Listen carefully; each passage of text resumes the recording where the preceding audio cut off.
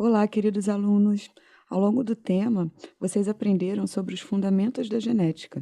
Agora nós vamos conversar com o professor Daniel Mota sobre as expectativas e a realidade do projeto Genoma Humano, abordando o que aconteceu durante esse projeto e o que aconteceu após a sua conclusão. Seja bem-vindo, professor. O senhor pode comentar com a gente rapidamente o que se esperava desse projeto quando ele foi iniciado? Então, o projeto Genoma, ele tinha como objetivo conhecer toda a estrutura genética humana, né?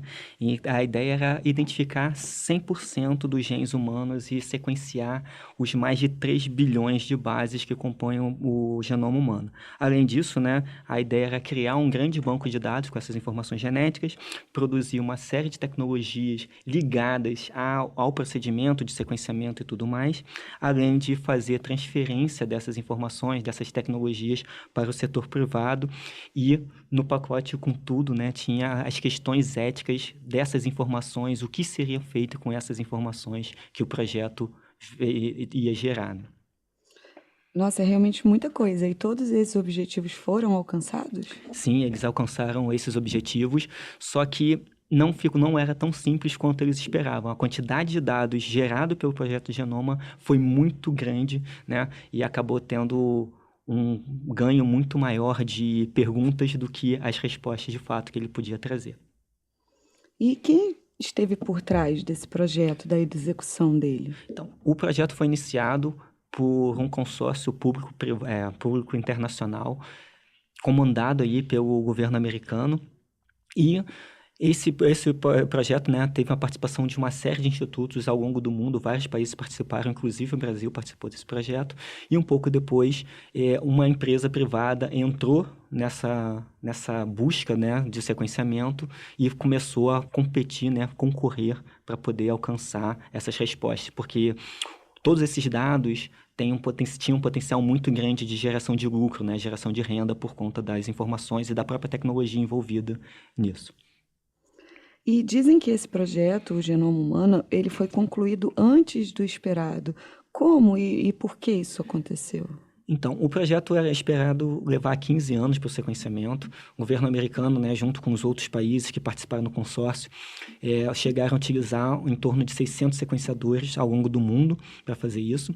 Só que quando a Celera Genomics entrou nessa corrida, ela entrou com um investimento muito alto, praticamente 10 anos após o início do projeto original, e ficou uma disputa de quem ia conseguir chegar primeiro. E aí, no meio do caminho, uma série de novas tecnologias foram inventadas, os processos de sequenciamento, os computadores, os equipamentos como um todo avançaram, potencializando, acelerando todo esse processo. Ficou mais fácil com o tempo, conforme a tecnologia foi sendo desenvolvida. E muitas das coisas foram desenvolvidas por conta do próprio projeto.